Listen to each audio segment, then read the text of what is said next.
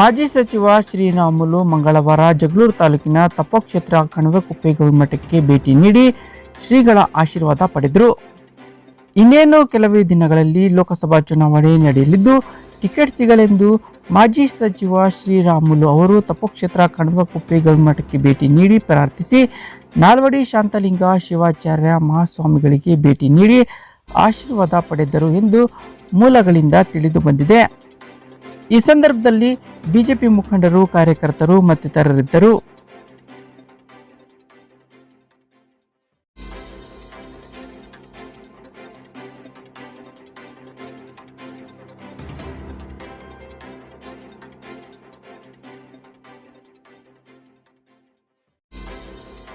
ನಗರದ ನೂತನ ಕಚೇರಿಯಲ್ಲಿ ಪೂಜೆ ಹಾಗೂ ಪದಗ್ರಹಣ ಕಾರ್ಯಕ್ರಮವನ್ನು ಹಮ್ಮಿಕೊಂಡಿದ್ದು ಶಾಸಕ ಬಿ ದೇವೇಂದ್ರಪ್ಪನವರು ಕಾರ್ಯಕ್ರಮದಲ್ಲಿ ಪಾಲ್ಗೊಂಡು ಶುಭ ಹಾರೈಸಿದರು.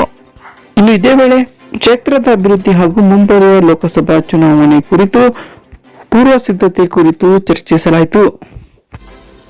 ಈ ಸಂದರ್ಭದಲ್ಲಿ ಸಚಿವ ಆರ್.ವಿ. ದೇಶಪಾಂಡೆ, ಕೆಚ್ಚನಹಳ್ಳಿ ಗ್ರಾಮ ಪಂಚಾಯಿತಿ ಸದಸ್ಯರಾದ ಹರೀಶ್ ಗೌಡ್ರು, ಗುರುಸಿದ್ದನಗೌಡ್ರು, ಬಿಲ್ಚೋಡು ಬಮ್ಮಣ್ಣ, ನಾಗರಾಜ್, ಸಿ ತಿಪ್ಪೇಸ್ವಾಮಿ, ವೆಂಕಟೇಶ್, ತಿಮ್ಮಣ್ಣ, ಮುಷ್ಟೂರಪ್ಪ ಹಾಗೂ ಬ್ರಾಹ್ಮಣ ಸಮಾಜದ ಮುಖಂಡರು ಮತ್ತಿತರರಿದ್ದರು.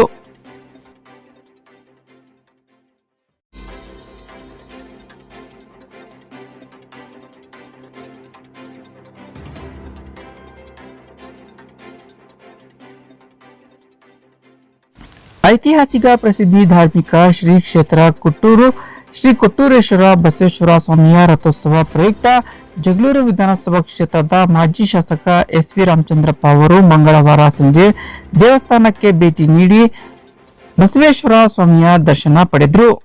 ಇನ್ನು ರಥೋತ್ಸವದಲ್ಲಿ ಭಕ್ತ ಸಾಗರ ಹರಿಬಂದಿದ್ದು ಭಕ್ತರು ರಥಕ್ಕೆ ಬಾಳೆಹಣ್ಣು ಎಸೆಯುವ ಮೂಲಕ ತಮ್ಮ ಕಷ್ಟ ಕಾರ್ಪಣ್ಯಗಳನ್ನು ತೋಡಿಕೊಳ್ಳುವ ಮೂಲಕ ತಮ್ಮ ಹರಿಕೆ ತೀರಿಸಿದರು. ಈ ಸಂದರ್ಭದಲ್ಲಿ ಮಾಜಿ ತಾಲೂಕ್ ಪಂಚಾಯಿತಿ ಸದಸ್ಯ ಗಡಿಮಕುಂಟೆ ಸಿದ್ದೇಶ್, ಬಿಜೆಪಿ ಮುಖಂಡರಾದ ಬಿಸ್ತೋಳ್ಳಿ ಬಾಬು, ಮಾಗಡಿ ಮಂಜಣ್ಣ, ಮಡ್ರಳ್ಳಿ ಪ್ರಕಾಶ್, ರಾಮಘಟ್ಟ ಕುಮಾರ್ ಸೇರಿದಂತೆ ಮತ್ತಿತರರಿದ್ದರು.